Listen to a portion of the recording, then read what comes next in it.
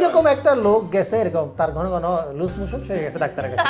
তো ডাক্তার সব ওষুধ দেওয়ার পরে বলতেছে কি আমার কোনো কি সতর্কতা অবলম্বন করতে ওরা কি শাক টাক বাজাতে যায় না, আবার বাসি বুসি বাজ চাপ দিলে তো পিছন দিয়ে না আর এটা বুঝলো আমার একটা জোকস মনে পড়লো, এক লোকের পেটে আজকে শোনা না ঘুষ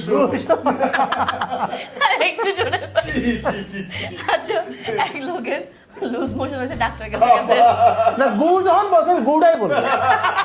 হ্যাঁ একটু কই সমস্যা কি তো ভাই আমারটা মতো ভালো লোকটা তুমি নষ্ট করে হ্যাঁ দেখলাম তো ভাই আমারটা মানে চরম পাতলা, তো কিরম পাতলা আপনি চাইলে গুলি করতে পারবেন। এটাই বলতে চাচ্ছিলাম আমি, আমার জোকস মারি দিতে ভাইটা।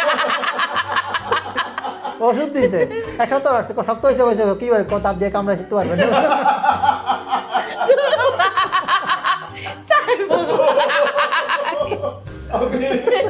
আমি একটু করবো না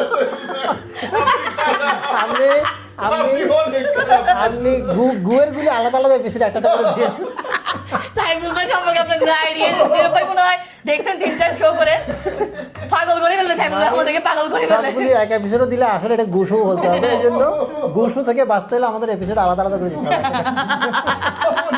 দাঁত ব্যথা হচ্ছে, ভাল একটু ব্যথা হচ্ছে। এরকম ওই যে